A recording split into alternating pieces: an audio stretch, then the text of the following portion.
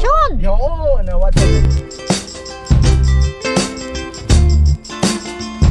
what's up sa inyo mga idol, no? Welcome back dito sa ating channel. And ang ating ganap ngayong araw is pupunta kami sa isang training for ano yun? Ano yun ba? Hindi ko nakalimutan. Motivation na. Ewan ko. Parang motivational training. Parang matututo pag mag-ano ng mga sales. Yeah. Sales. Yes, kasi papasok na namin ng isang larangan Oh, na medyo lalim. kami baguhan. Lalim. Ito ay ang larangan ng sales. Ang aking experience lang noon ay makikipag-usap lang ako sa sales kasi ako isang developer. De-develop ng mga application para sa mga sales. Ngayon, nandun na ako sa kabilang side. Nandun na kami sa sales. Ngayon, pupunta kami sa mga trainings. Lalo na't libre. Diba? Grab the opportunity. Kapag meron naman, diba? So, yun yung magiging ganap natin ngayon. We're going to East Bel Air Residences. Diyan sa may Kainta. So, samahan nyo kami mamaya. Pero syempre, check muna namin kung pwede mag-video. No? Pero kung hindi pwede, mag-ano lang kami. Snippets lang ng mga ganap. Alrighty? So, kita kits. Later! Alright, so welcome back again dito sa ating biyahe papunta dun sa event place. Saan yung training. So ngayon, nandito kami sa isa sa mga ang Ortigas Extension. Yes! Ay, ako hindi na nagbaga. Traffic na naman dito. Lagi, walang oras na pinipili. Kailan mo, sa tingin mo, kailan lang dito luluwag eh? I don't know. I don't know. Kahit Sunday, traffic na dito. Oo. Sa tingin ko luluwag lang dito pag mahal na araw. Holiday. Mahal na araw, no? Pero, yeah. So, Pilipinas na. Bagong muka. Isip. So yun no, sa tingin ko dito rin kasi magtatayo ng ano ng MRT yata, LRT, hindi ko alam, basta magtatayo ng tren dito papuntang Taytay. Sana umabot hanggang Angono para Pilat. Pwede naman yun, no? Umabot hanggang doon kahit sa Shell, no? Kasi doon sa may daanan ng hindi. Masikip sa Muson eh. Masikip pala sa Muson. Hanggang doon lang yun, hanggang Taytay. Kaya lang Hanggang siguro SM Taytay lang. Hindi, pwede pang pumasok yun kasi medyo maluwag pa naman yung papuntang Wilcon. Wilcon, yung bago magmuson. Alam mo yun, yung part na yun. Di ba maluwag pa yun? May Yeah. paliwag andox. So yun, pwede pa hanggang doon. Pero yun nga, sana matuloy na para naman yung mga ano natin, Mga commuters di mahirapan. commuters natin yung mahirapan. Pero sana huwag naman masyadong mahal yung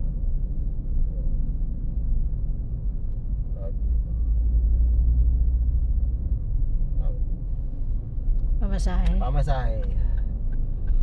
Sana maging commuter friendly ang pamasahe. Pag mo siya didikit sa truck.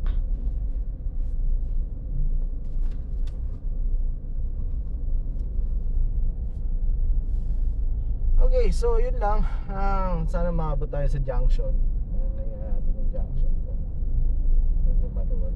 Kasi kakanan na tayo dito eh. Saan kakahanin?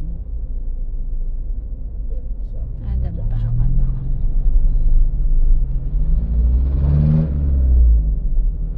Tayo sa may tingnan.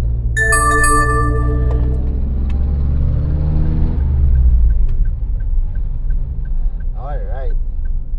So ito ang junction.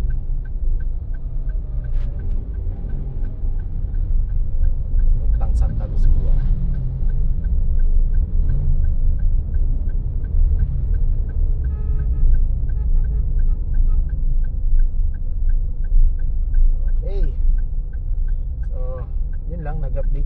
gusto mo ikaita. Traffic. Pero, cut muna natin. See you mamaya.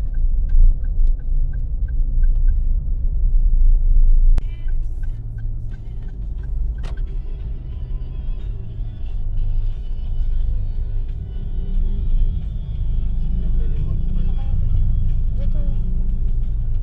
So pag Hindi ba pa? Ayan, pa. May tanong tayo sa guide. Hop.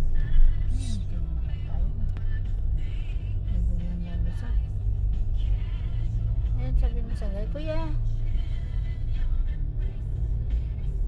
Ganda oh. Ay, saka magpapay tayo. sa Love House. Medyo maaga kami. 12:30. Nakawan pa yun. Warehouse, Oxfam, GB, Yolanda, lahat ng logistics. Diba? Tatlong implementing small improvements in the individual organization. Continuous improvements in small increments make the process más efficient, controllable. Pag sila ay gumawa, yan ang Japanese. Walang action na perfect.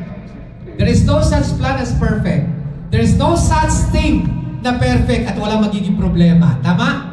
Bakit ito ginano Kaizen technique? Sabihin mo, pag ako hindi nakabenta dito, anong gagawin ko? Sa team mo, tingnan mo, dalawang diagram. Yung sa atin, plan, do, check, and act. Yun ang alam natin eh. Wala tayong reservation sa plan B, plan C.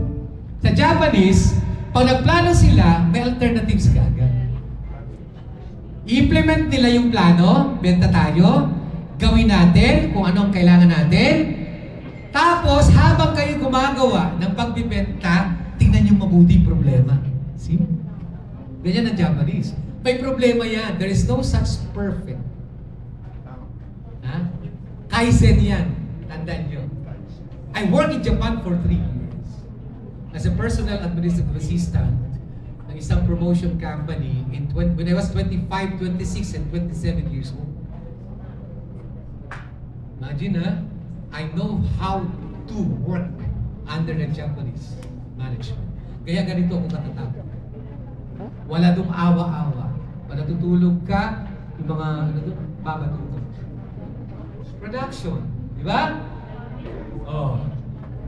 Di ba? 3 years ako doon. Doon ako nakakuha ng isang hektarya. Diba? Kaya lang gusto ko mag-master, gusto ko talaga mag-aral, gusto ko talaga maging professional, ano na gusto. Yun, kaya nandito ako, di naman ako nagsisi. Pero ibang mga kasama ko, millionaires na. Wow. Diba? Nandito pa rin ako. Kabaligtaran. Ano? Okay, perform. So, walang problema yan. Sasabihin nila, ito may problema to. Fine problems. Sir, may problema ito. Okay, nakaka-avoid agad. Hindi hintayin mo pa, inutusan mo ang ahente mo. Ito ang gawin natin. Wala. Tingnan na natin sa katapusan, tingnan na lang natin kung talagang may bubugan. Tingnan, katapusan pa hinihintay mo. Ngayon agad, kausapin mo. Ano ang problema? Ano ang problema? Pag ganitong amo mo siguro, tao tayo. Yun, no? So welcome back dito sa atin.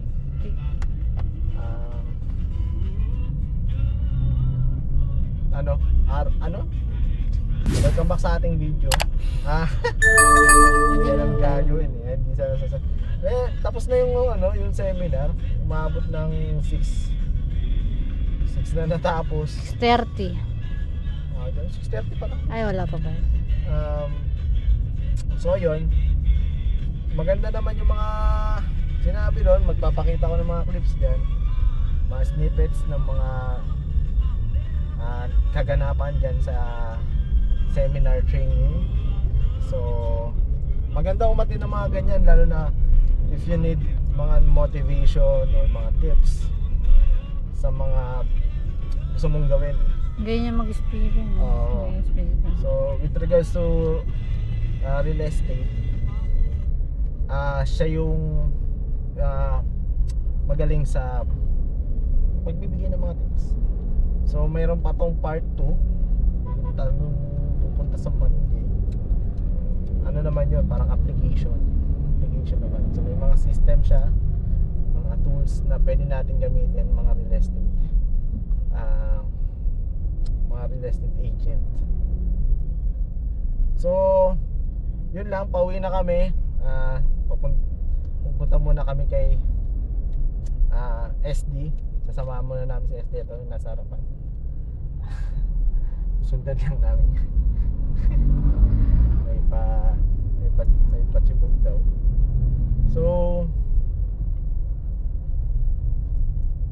ayun, iniwan na kami. Ay, yan talaga yung mga Saan mo? Mga motor kasi to eh. mga motor talaga. So yun po, no, siguro dito na natin tapusin tong vlog natin. Maraming salamat sa inyong lahat na mga manonood. Ang balita ko 3 na kayo eh. So siguro bukas 4 na. Pero maraming salamat sa inyo. And see you all again next time. Bye bye. Diba? Keyaban,